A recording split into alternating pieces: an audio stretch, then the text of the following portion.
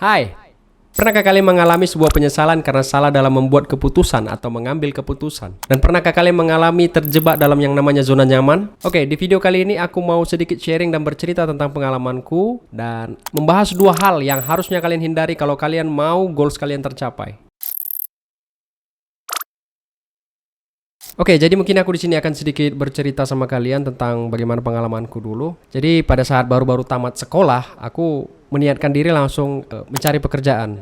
Karena kalau untuk melanjutkan sekolah ke kuliah itu pada saat itu memang terkendala sama biaya atau masalah ekonomi ya. Jadi aku udah melamar ke sana kemari kurang lebih hampir 1 tahun itu nggak ada perusahaan atau PT-PT yang menerima. Jadi, mungkin kalahnya entah di mana aku nggak tahu. Yang jelas karena pada saat itu kualifikasinya menurutku berlebihan gitu. Kalau untuk anak fresh graduate mungkin agak susah gitu. Kenapa? Karena harus tingginya badan sekian, terus berpenampilan menarik, terus ada pengalaman 2 tahun. Itu jadi yang bikin aku agak sedikit terkendala mungkin. Jadi hampir 1 tahun aku tidak berhasil atau setiap kali tes pasti gagal. Jadi sebenarnya dari hampir setahun itu aku tetap ada kerja juga. Cuma kerja-kerjanya itu kerja-kerja buruh lepas gitu, harian lepas gitu. Aku ikut paman aku pada saat itu ya. Setelah hampir 1 tahun aku menganggur atau belum mendapatkan pekerjaan, tiba-tiba temanku datang untuk menawarkan pekerjaan kepadaku, yang dimana tempat dia bekerja atau perusahaan tempat dia bekerja itu sedang membutuhkan karyawan atau anggota untuk ditempatkan di cabangnya. Jadi perusahaannya ini bergerak di bidang supplier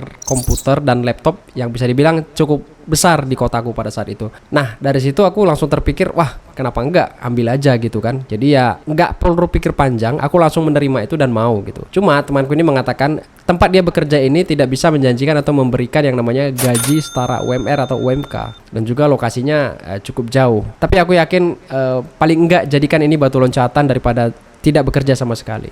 Dan di situ aku langsung berpikir, ya kenapa enggak, lebih bagus aku menerima atau menerima tawaran ini gitu kan.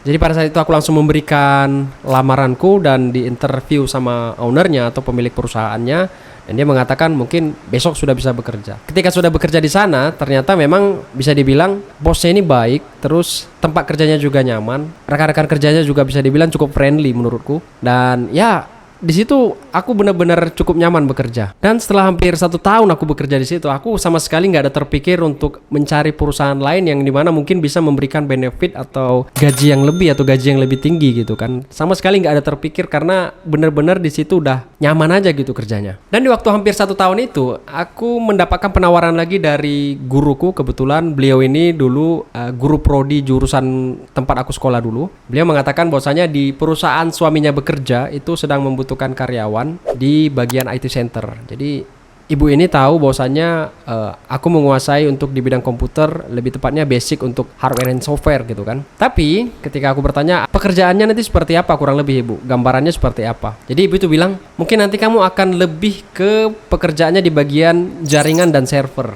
Dan ketika aku mendengar itu aku langsung wah, jaringan dan server gitu kan. Sementara aku tidak begitu menguasai untuk jaringan dan server. Dan di situ aku langsung diberikan 3 hari kesempatan untuk berpikir apakah mungkin siap atau enggak. Pokoknya 3 hari waktu itu aku diberikan kesempatan, kalau memang siap sediakan lamaran dan langsung untuk interview atau ikut tes di perusahaan tempat suaminya bekerja. Jadi di waktu 3 hari itu aku benar-benar dilema atau benar-benar berpikir keras. Aku berpikir bahwasannya satu sisi ini merupakan peluang yang bagus atau kesempatan yang bagus bagiku untuk jenjang karirku. Tapi satu sisi lagi hal yang selalu terbesit dalam pikiranku itu ialah hal-hal negatifnya, yang mana gimana nanti kalau aku nggak bisa gitu, gimana kalau misalnya nanti aku udah di training aku juga tetap nggak bisa. Karena bagiku yang namanya belajar jaringan dan server itu bukan hal yang mudah, atau istilahnya nggak bisa dalam waktu yang singkat langsung paham gitu. Jadi aku takut mengecewakan orang yang telah membantu aku tadi gitu loh, terlebih kepada guruku tadi. Dan setelah 3 hari aku didatangi atau dihubungi lagi oleh guruku dan ditanyakan bagaimana kira-kira. Dan jujur di situ karena rasa nyamanku tadi bekerja di tempat aku yang kerja pada saat itu,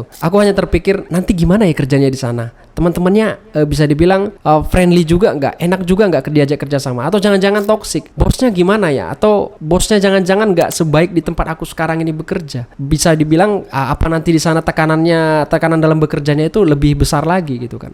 Yang terbesit dalam pikiranku begitu. Jadi aku berpikir bahwasanya mungkin aku akan jalanin yang sekarang ini dulu. Mungkin kalau untuk lain waktu, kalau memang aku udah siap, aku akan coba ambil kesempatan yang ada itu lagi. Nah setelah itu ketika udah dihubungi sama guru gitu, aku langsung menjawab, mohon maaf Bu, mungkin aku belum bisa terima ini karena aku benar-benar belum siap kalau untuk di bagian yang tadi ibu bilang desk jobnya untuk di jaringan dan server, aku belum siap. Dan beliau mengatakan, lah kenapa kamu coba dulu, kenapa harus langsung berpikir istilahnya takut duluan gitu kan. Padahal benefitnya itu gaji yang bisa dibilang udah jelas, UMK gitu kan, UMR, dan juga jenjang karirnya nanti juga jelas, dan peluangnya satu lagi ya lah kamu bisa jadi karyawan tetap di sana. Itu benar-benar bikin aku juga makin dilema gitu kan. Tapi tetap yang dimana namanya anak umur 20-an gitu kan, dikasih pilihan yang seperti itu, tetap dia pasti milihnya masih mana yang membuat dia nyaman gitu. Jadi di situ aku langsung memutuskan, aku tolak kebetulan lamaran itu, penawaran itu mungkin sedikit membuat kecewa guruku pada saat itu, dan ya di situ aku benar-benar menolak penawaran itu. Tapi setelah 2 tahun berlalu gitu kan, dimana umur terus tambah, ya waktu terus berputar gitu kan. Dari situ aku terpikir lagi, kok kayaknya setelah kerja di sini tuh aku tuh semacam kayak nggak ada perubahan gitu, nggak ada istilahnya hal yang lebih aku dapat. Kenapa baru terpikir sekarang gitu ya? Kenapa aku kayaknya ngerasa itu kayak jalan di tempat, atau apa ya? Kayaknya aku tuh gini-gini aja dari awal bekerja. Harusnya kenapa waktu itu aku nggak terima tawaran yang diberikan guru gitu? Jadi dari situ ada muncul sebuah penyesalan dalam diriku. Ketika aku mencoba menghubungi guru gitu lagi, ternyata kesempatan itu udah nggak ada lagi dan udah terisi gitu kan. Dan disitulah penyesalan terbesarku pada saat itu. Jadi mungkin dari cerita ini kalian bisa sedikit mengambil kesimpulan bahwasannya hal yang mungkin atau sebuah peluang yang datang kepadamu itu harusnya tidak kamu sia-siakan. Nah, setelah kalian mendengar sedikit dari ceritaku tadi, di sini juga aku akan membahas 2 hal yang harus kalian hindari ketika kalian ingin mengejar goals kalian. Dan hal pertama yang harus kalian hindari ialah jebakan zona nyaman. Kenapa aku bilang jebakan zona nyaman? Karena ini merupakan hal yang cukup berbahaya. Tanpa kita sadari, sebenarnya ketika kita sudah berada pada titik zona nyaman, itu kita bakalan sulit untuk keluar dari situ. Karena seperti dari yang udah aku ceritakan tadi, aku terbuai terlalu dalam dengan tempat kerja yang sudah aku rasakan. Teman kerja yang baik, tempat kerja yang nyaman, bos yang begitu baik, itu aku terlalu terbuai ke sana. Padahal tadinya di awal, itu hanya aku jadikan untuk batu loncatanku saja, untuk mencapai pencapaianku yang lebih lagi. Tapi karena aku sudah terlalu terbuai dengan zona nyamanku tadi, aku terlalu takut untuk keluar dari situ. Aku terlalu berpikir bahwasanya nanti kalau di tempat lain apa aku bisa mendapatkan bos yang baik atau teman yang baik gitu, atau tempat kerja yang begitu bisa dibilang nyaman gitu kan. Itu hal yang sangat berbahaya dari zona nyaman.